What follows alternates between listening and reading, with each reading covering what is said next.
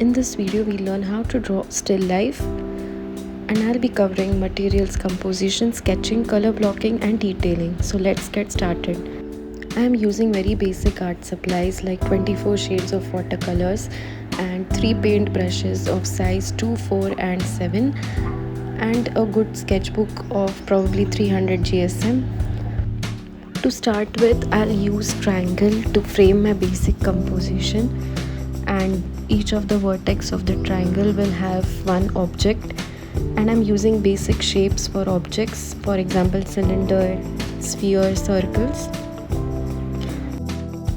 Now I'll draw these small curves to define the top part of the fruit, and then one more curve parallel to this circle to define the shape of the pear, and then I'll start connecting the circle to that curve. So I'm drawing 2 apples and 1 pear, so I'll do the same detailing for the next circle as well. This completes 2 apples for me. This is still in the very basic form. Now I'll join the parallel curve that I had drawn to the circle. So you can see slowly my pear also gets defined. And now I'll move on to drawing the mug. As you can see, I've used cylinder to define the shape of the mug. Now if we carefully see the ear of the mug, it's not located in the center, it's slightly located near the top part of the mug. Also the mug will have some thickness which we'll have to show in the sketch. So again I'm drawing a rectangle attached to the cylinder to form a frame for the ear, and then I'll start detailing out the shape of the ear. Now one thing that we'll have to consider is that if you look at the mug exactly from the sideways, then you won't be able to see the top part. But since here we are looking at the mug from a top angle, we'll have to show this ellipse kind of thing. Now to show some completeness to this sketch, I'll just place a small napkin below, and then I'll erase all my lines with this eraser so that my painting doesn't turn dark. Now before we start painting, I'll suggest defining the light source, which is here. Right now we are considering it to be coming from the left, and then we'll be able to define our highlights and shadows accordingly. First and foremost, I'm using yellow as my undertone for all the fruits, because if you see many a times apple too has small shades of yellow in it. So I'm going to use yellow. Similarly, I'm going to paint all the fruits in this yellow undertone. I would suggest not using red directly and following this method only.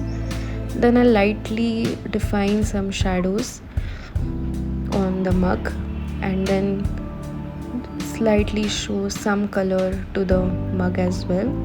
Once the yellow color is dried, I'll use orange or burnt sienna as my second layer. Again, I'm still not using red color. So we'll try to build up the shades using yellow, orange and then finally red. In this way the fruits or the painting doesn't look dull because it has this yellow undertone. And if you see, I am trying to paint this with vertical strokes, because if you look at an apple closely, you can find these vertical lines or detailings on the apple. So instead of making blobs of paint, I'm going to paint it this way with strokes of red and orange to make it look more realistic. Also, the part that we had shown earlier, the small curve, that is where the fruit has its lower part, so we'll add a little more shadow over there. Then I'm starting to paint this pear in a similar way but with layers of green, and then add some darker portions with green, dark green.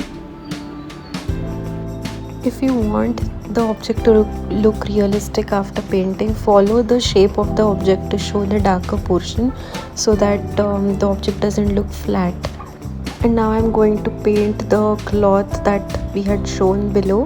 Now here purposely I'm not drawing very perfect straight lines, because when you place a cloth on the ground it will have some folds, and when you have kept objects on it, it is going to have folds for sure. So do not show very flat lines. And now I'm just going to complete the napkin or the cloth and then start adding few shadows. Now these shadows, I will suggest that don't directly put dark colors here. Try to build the shadows layer by layer. Start with a very light layer of gray or black and then eventually try to build them up.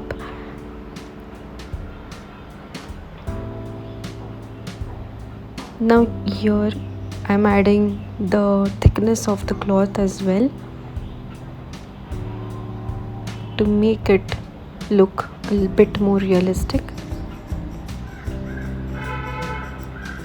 Adding few other details, and here is our still life ready. But thanks for watching.